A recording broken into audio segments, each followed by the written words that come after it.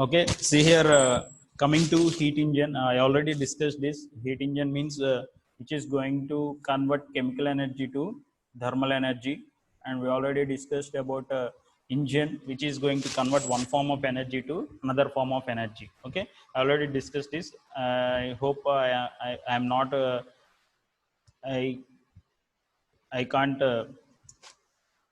I'm not going to repeat this. Okay.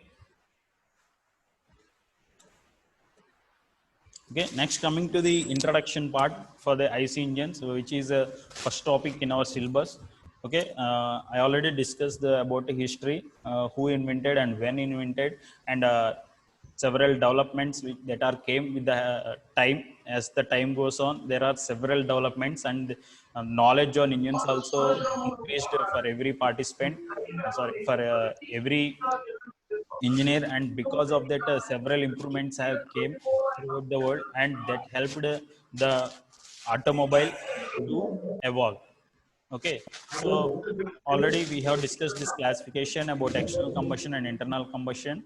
Okay, and limitations also we discussed in previous class, and I have given a glimpse or overview on this IC engine. Okay, we are going to study in detail from now. Okay, and also I have discussed this features of IC engine, and this is a schematic view of IC engine. Okay, just how the air is going to come in process. These are the valves. Okay, this is a inlet, this is inlet valve, and this is the exhaust valve. This is spark plug. Okay, in place of spark plug we are going to have fuel injector in case of CI engines. Okay, and this is the piston. Sorry, this here we can see this is the piston, and this is the connecting rod. Okay, this is the connecting rod, and here with the help of gudgeon pin we are going to connect this piston and the connecting rod, and here we are going to have, and we call this as small end. Okay, and this is the big end. Okay, this is the big end, and it is going to connect to the crank. Okay, so the big end, and it is connected to the crank with the help of crank pin. Okay, here we are going to connect with the help of gudgeon pin, and here we are going to connect with the crank pin. Okay, and this whole thing, okay, this is the cylinder block. This is the cylinder block, and over here we are going to have cylinder head, and at the bottom of this cylinder block we are going to have crankcase. Okay, in case of two stroke engines, okay, in case of two stroke engines, this will help us to have that means within this lubrication, within this we are going to have lubrication oil, lubricating oil. Okay, why? Because it will act as a sump for the two stroke engines. Okay, but in four stroke engines it should be a crankcase. There shouldn't be any lubricating oil here. The lubrication system is different for the four stroke engines. Okay, why we are using like that, we will discuss that in next class or coming classes. Okay, that is about overall view. Okay, now I am going to discuss in detail of all these components of IC engine. Okay, see, we have already seen the classification.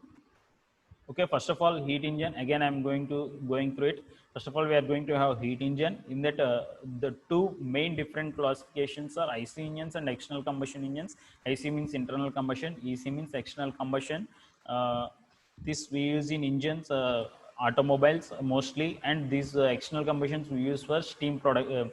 Power production, that means in steam power plants and all those areas. Okay, see, in IC engines we have main two classifications. One is rotary and reciprocating. Under rotary, these are the subdivisions: open cycle, gas turbine, which we are going to use in jet propulsion and rocket engines. And this Wankel engine, this is a three stroke engine, this Wankel engine, and we are going to study about that means we just have a simple idea, a glance idea on Wankel engine. And after coming to reciprocating, these are the main engines which are going to use in the IC engines. Okay, mostly we will use these two engines only in case of automobiles. Okay, one is gasoline engine and another one is diesel engine. Okay, and under external combustion we are going to have two types of classifications. One is reciprocating, another one is rotary. Under reciprocating we have another subdivision as steam engine, which is used to produce power plant, which are going to use in the steam power plants. And another one we have is Stirling engine. Okay, and after that we are going to have rotary engines, which are steam turbines. These steam turbines we are going to use in steam power plants, and this closed cycle gas turbine we are going to use this in aviation purposes, aviation and marines. Okay, this closed cycle gas turbine. Okay, these are applications and simple classification of heat engines. Okay, next coming to the components of IC engine. Okay, see here, there we have already seen several components like cylinder block, cylinder head. I have shown you the diagram. Okay, this is the diagram I have shown. First of all, we are going to talk about the cylinder block. Okay, see, this is the cylinder block. This whole thing within the engine is the cylinder block, this thing. Okay, which is going to support cylinder as well as the piston. Okay, this is the cylinder block. Okay, it will be of cylindrical shape. Okay, this whole thing, this and this, as it is a round shape, this whole thing is the cylinder block. Okay, now we are going to discuss about the cylinder block. Okay, see here, a view of cylinder block. This is the whole cylinder block. Okay, and this design of cylinder block depends upon the number of cylinders. Okay, if we need 4 cylinders to generate such power, okay, we have to design the cylinder block for 4 cylinders only. But within the figure he has shown 6 cylinders. That means it is very high power engine. For that high power engine only we are going to use 6 cylinders. So according to that engine, we are going to design and manufacture six, cylinder block for 6 engines like this. Okay, we need to prefer, that means we need to construct for 2 cylinders only. Okay, then we have to design according to that 2 cylinder only. Okay, that means depending upon number of cylinders, the design of cylinder block is going to change. Okay, so that means this is the main supporting structure for the various components. Okay, for cylinder head, and also for the crankcase and cylinder, piston and valves, and also in case of water jackets, we are going to incorporate around this cylinder block. We have to cool the engine. Why? Because there will be very huge temperatures, so that's why we need to provide water cooling. Okay, in that time, in that case also, we need to design the cylinder block accordingly in case of water cooled engines. So that means it will be a supporting structure. Okay, according to this only, several components are going to mount on it, or in accordance with it. Okay, so that much important thing is the cylinder block here within the IC engines. Okay, the but depending upon the number of cylinders, if it is a multi-cylinder engine, that should be cast in a single unit only. Okay, so that means we have to design according to the number of cylinders, and as a single unit only we have to design that cylinder block. Okay, and the material used for manufacturing this cylinder block is cast iron, aluminum alloy. Cast iron, that means we use cast iron for diesel engines that produce stronger explosion. That what that point means, in cast iron, CI engines and SI engines, both are going to be very different. The combustion process is going to be different, and also the temperatures evolving within the combustion are not same. Okay, so that's why we need to have different materials to withstand those temperatures. And also pressure is very high in case of CI engines, compression ignition engines. The compression ratio is going to be high, so that means very huge pressures is going to produce. So if pressure is going to increase, temperature also increases. Okay, so that's why different materials we need to use for manufacture of cylinder block. In CI engine we prefer in CI engine we prefer cast iron, and for SI engine we prefer aluminum. Okay, aluminum, and cast iron is more stronger than the aluminum alloy. Okay, aluminum is sufficient for manufacture of gasoline engine, but CI engine need very uh, huge engine, and also it should be very robust. The material which we are going to use should be very robust, very strong. Okay, that's why we are going to change the material for CI engines. I hope you get an idea on this cylinder block. Next, coming to the cylinder head. Okay, at the top of this cylinder block we are going to have cylinder head. Okay, this engine block or engine cylinder block means same. Okay, see here you can see.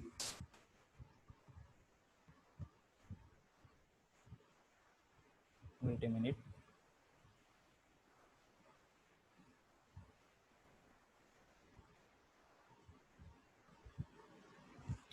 See here, this is the engine block. We can call it as a cylinder block also. Okay, and above this cylinder block, we are going to have cylinder head. Okay, and this cylinder head is going to incorporate several components of engine like inlet valve, exhaust valve, camshaft, cams. Okay, why we are going to use camshaft and cams, we will discuss later also. Just for a idea, I am going to say now, these cams and camshaft will operate exhaust valves and inlet valves. When this inlet valve has to open, when this inlet valve has to close, and also it can operate exhaust valve, and that means it will operate the opening and closing of both inlet valves and exhaust valves. Okay, and that too depending upon number of cylinders, we have to design this cylinder head only. Okay, first a basic component is cylinder block. On top of it, we are going to have cylinder head, and to the bottom, it is not shown here, but I am going to tell you.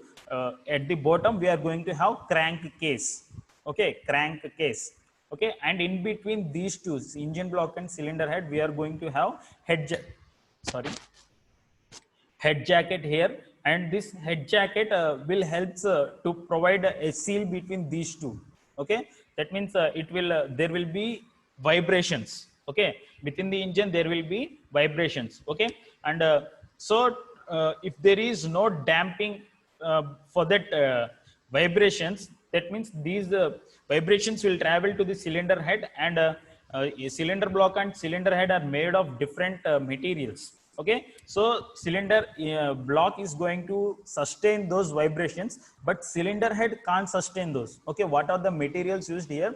The vibrations are going to travel throughout the engine, that means cylinder head and the crankcase also. So we need to use head gasket to minimize those. That means this head gasket will act as damping for the vibrations. Okay, these will damp the vibrations and restrict to reach the cylinder head. Okay, these vibrations are going to be restricted by this head gasket to reach the cylinder head, so that vibrations are going to be minimized and will effectively uh,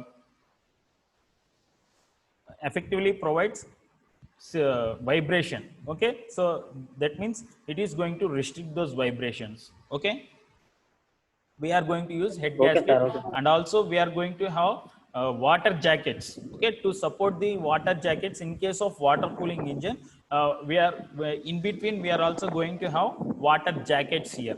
Okay, I will show you next slide, next coming slide.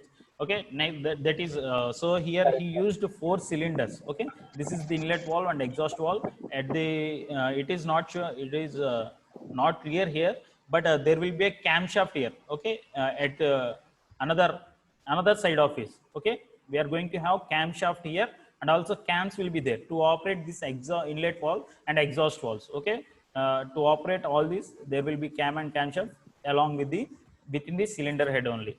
Okay, next coming to the cylinder. Okay, it is the main part of the engine which piston is going to reciprocate. Okay, in within this cylinder, the piston is going to reciprocate.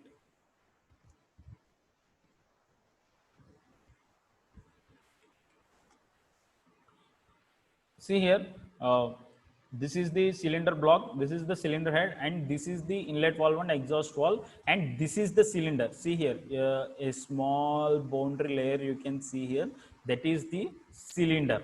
Okay, and it is of cylindrical shape. Okay, within the cylinder we are going to have piston. This is the piston. Okay, see in the cylinder head, this is the cylinder head, and within the cylinder head we are going to have, this is a exhaust valve and this is the inlet valve. We are going to have both these valves, and also this cam. See, this is the cam. Okay, this is the cam, and it is going to be rotated. Okay, this is the cam, and it is going to be rotated, and to operate this cam there will be a camshaft here. A common shaft is there for both these sorry cams, that is camshaft, and with the help of that we are going to operate valves. either it is inlet valve or exhaust valve. Okay, and this is the cylinder here, and it's also transfers the heat form. Okay, and that means it has to sustain the whole heat within it. So we have to use very heavy components like cast iron. Okay, and also the cast iron should be very precise. That means it should have good wear resistance and also should have good damping behavior. I already said you, to minimize the vibrations we need a damping capacity for that material itself. Okay, within the cast iron only we have to use alloys. Okay, with that alloys we need different characteristics. Okay, that means it should have good wear resistance. Why we need good wear resistance means there will be rupture between the two mating parts like cylinder and piston. Okay, if there is a wearing is going to happen, that means if there is wear, what happens? Because of rupture these two mating parts, there will be some wear will be there. Okay, that wear, uh, it is going to create a void. Okay, that means design should be very precise, and this should be very smooth. Okay, if there is wear, this smoothness is going to gone. Okay, this smoothness will go off. Okay, if the smoothness is going to blow away, what happens? Then the performance is going to decrease. Why? Because of that design, several parameters are going to act. Like a fuel is going to get on it and will block it. Whatever the voids are there, those voids are going to block the combustion. Okay, that means that will save that fuel. Okay, that's why we need a good wearing resistance. That means it shouldn't wear. Okay, and it should have good damping behavior. Why? Because there will be lot of vibrations within the engine, so we have to have inbuilt damping capacity. And also it should withstand high thermal, it should have high thermal conductivity. That means it, and also it should be inexpensive. Okay, for a low level, low and middle class people, if the automobile is very expensive, they can't buy. So we should see a inexpensive alloy in within the cast iron only, and we have to use that. Okay, see here, these are the fins here. Okay, in case of air cooled engine. Why? Because the very huge temperatures are going to create within the cylinder, and we have to provide cooling. Okay, there will be two ways to provide cooling. One is air cooling and another one is water cooling. Okay, in case of air cooling, we are going to provide fins. Okay, providing fins means nothing but we are going to improve the surface area of the cylinder. Okay, this is the surface area, and if we provide fins around the cylinder, what we are going to do? Uh, we are going to provide air cooling. That means for much time we can provide air for that to help the cooling of that engine. Okay, if we cool the cylinder, then automatically engine is going to be cool.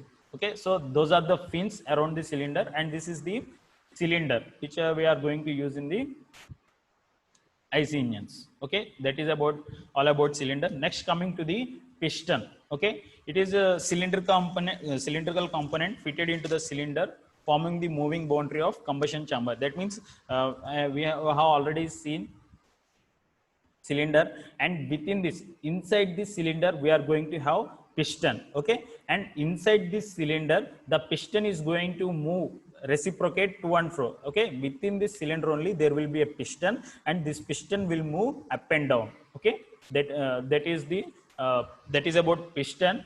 And it should transmit the forces exerted by the burning gases, okay, to the connecting rod. Okay, whatever the combustion is going to happen, and there will be some burning gases, those gases should transmit the force. Okay, the piston is going to transmit the force to the connecting rod. Okay, see here, there will be combustion here. Okay, after combustion, this is the piston, and this piston should move downwards. Okay, that means it is going to transmit the power to this connecting rod. Okay, the whatever the exhaust gases are going to perform the power stroke, in that power stroke this piston will move down. That means it is going to transfer that energy to this connecting rod. Okay, so this is the acting media. Okay, this is the media between exhaust gases and connecting rod. Okay, so this piston will transmit the power to this connecting rod. Okay, Okay, that is about the piston, and it will it should fit perfectly into the cylinder, providing a gas state space with the piston ring and lubricant. Okay, I will discuss about the piston ring now. So after this discussion, and we have materials here. Okay, whatever the materials used to manufacture the piston is mostly aluminum alloy, and it should be of lightweight. Why? Because it should reciprocate continuously along the performance of engine, along the working of engine. It should lightweight. Okay, if it is lightweight, then the gases, whatever the exhaust gases are produced, that are going to push it down very easily. So that's why it should be very light. Okay, whatever the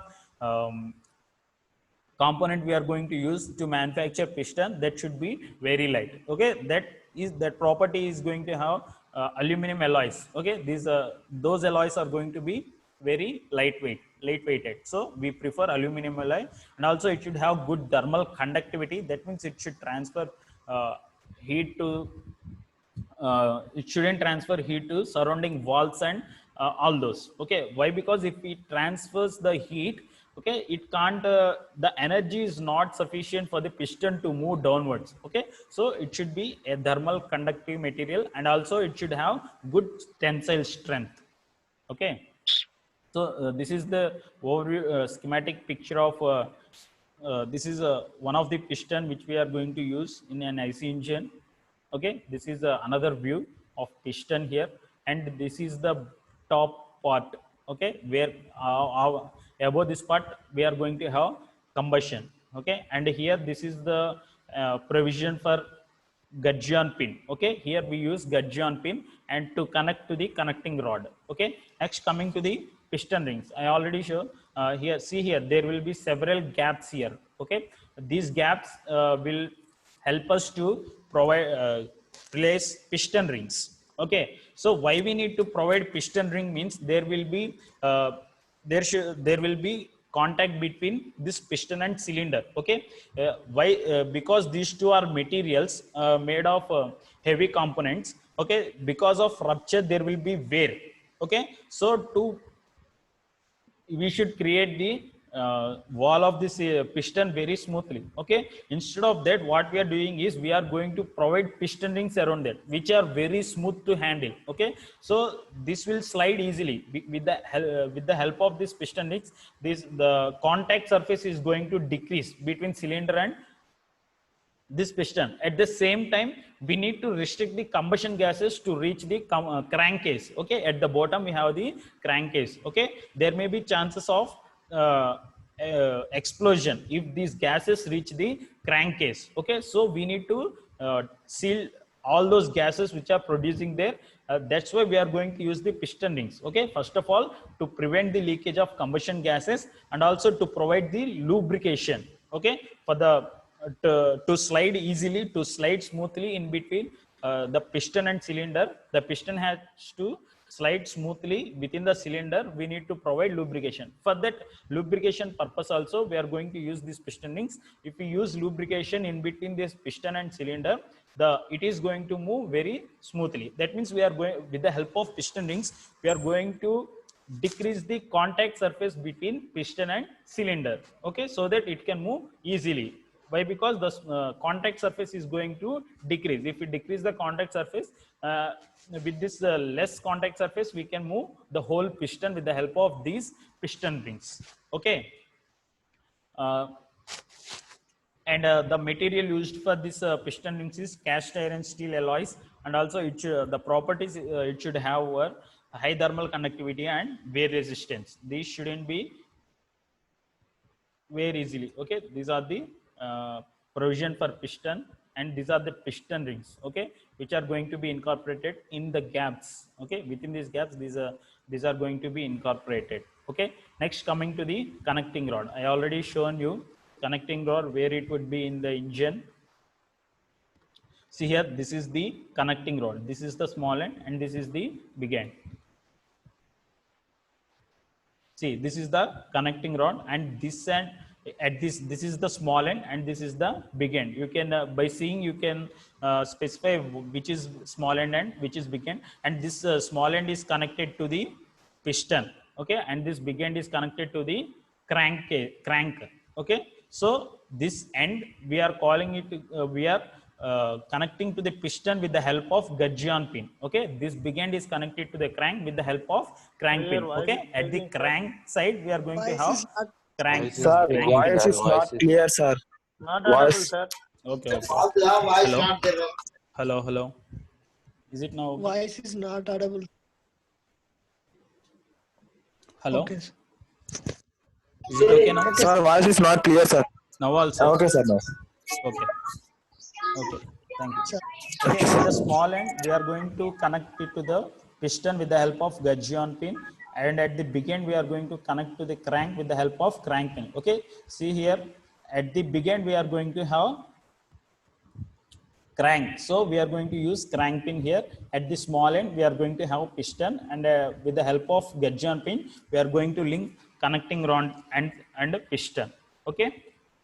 So this is the how we are going to use the crank pin here. This is the crank pin and this is the connecting rod, okay. This whole thing, small, including small end, big end, and this is the pin which is going to connect with the piston. You already seen this piston, and it will connect crank rod and piston, okay, with the help of small end, which is crank pin, okay. See, next gadget, okay. That's all for today. I will end up my class, okay. We will see all these in next class, okay. Thank you. If you have any doubts, please ask me. I will stop the session now. Meanwhile, prepare to ask doubts. I will take the attendance. Okay, you can unmute. Okay, 1 minute.